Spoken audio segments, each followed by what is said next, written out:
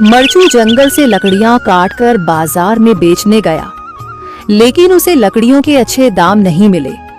इस पर मरचू ने कहा, अरे भैया, इतने कम पैसे, इन पैसों में तो 2 वक्त का खाना भी नहीं मिलेगा। आप मुझे बहुत ही कम पैसे देते हैं।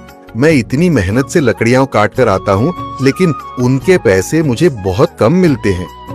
भैया, तुम्हारी लकड़ियां होती ही इतनी कमजोर हैं कि मैं इससे ज्यादा पैसे नहीं दे सकता। तुम्हारी लकड़ियों के बस इतने ही पैसे बनते हैं। अरे भैया, कुछ ज्यादा कर दो ना। वो क्या है ना कि इन पैसों का तो कुछ भी नहीं आता। मैं अपनी जिंदगी कैसे गुजारूंगा। भैया, तुम जाकर अच्छी लकड़ियां लाओ, तभी इन लकड़ियों का अच्छा दाम मिल पाएगा, वरना इन लकड़ियों का तो यही दाम है। ये सुनकर मरचू बहुत ज्यादा परेशान हो गया और पैसे लेकर किराने की दुकान से सामान खरीदकर घर आ गया। घर पहुंचते ही मरचू की पत्नी सीता ने कहा, अरे जी, सामान ले आए आप? हाँ जी, सामान ले आया हूँ। सीता के चेहरे पर खुशी छा जाती है, लेकिन जब उसने सामान देखा, जी, इसमें तो बहुत थोड़ा सामान है। हाँ सीता, मुझे पता है कि यह सामान बहुत थोड़ा है, लेकिन मैं क्या करूं? मेरे पास जितने पैसे थे, मैं उतने का ही सामान लेकर आ गया हूँ।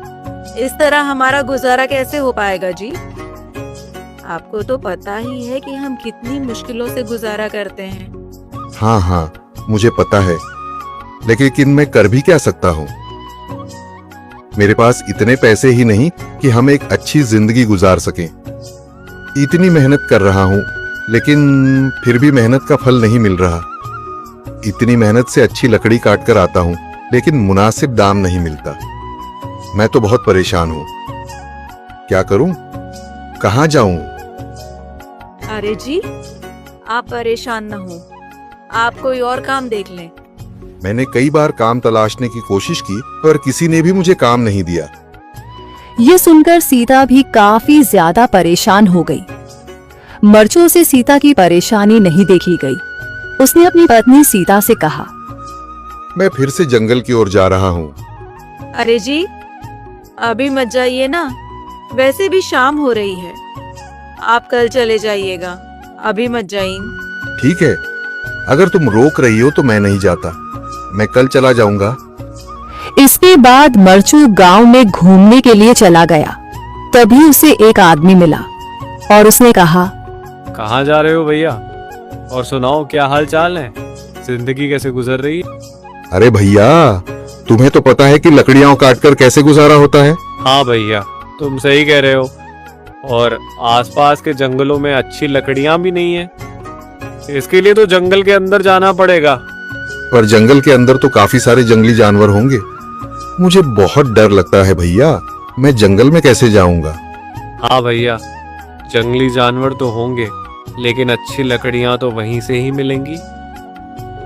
ये सुनकर मरचू बहुत ज्यादा परेशान हो गया, लेकिन वह आदमी बिल्कुल ठीक कह रहा था। जंगल के किनारे की सारी लकड़ियां कट चुकी थीं। अब सिर्फ जंगल के अंदर ही अच्छी लकड़ियां बची थीं। अगली सुबह मरचू लकड़ियां काटने जंगल की ओर चल पड़ा। जंगल में आने के बाद मरचू ने कहा, अरे, यहाँ पर तो लकड़ियां ही नहीं हैं। वो आदमी सही कह रहा था, लकड़ियों के लिए तो जंगल के अंदर ही जाना पड़ेगा। और जंगल के अंदर जाना क्या सही रहेगा? मुझे तो बहुत डर लग रहा है, क्योंकि वहां पर तो काफी सारे जंगली जानवर होंगे जो खतरनाक होंगे। अगर आज मैं जंगल के अंदर नहीं गया तो मैं आज घर पैसे लेकर नहीं जा सकूंगा, और फिर जब पैसे नहीं होंगे तो गुजारा कैसे होगा? मरचू जंगल के बाहर खड़ा सोचता ही रहा और फिर उसने सोचा, अरे, यहाँ पर भी कोई मजबूत पेड़ दिखाई नहीं दे रहा जिससे मैं लकड़ियां काटकर घर ले जा सकूं। लगता है और अंदर जाना पड़ेगा। यही सोचकर मरचू जंगल के अंदर चला गया। अंदर जाने के बाद उसने इधर उधर पेड़ देखे, पर उसे कोई भी अच्छा पेड़ दिखाई नहीं दिया। यह सोचकर मरचू जंगल के और अंदर चला आया।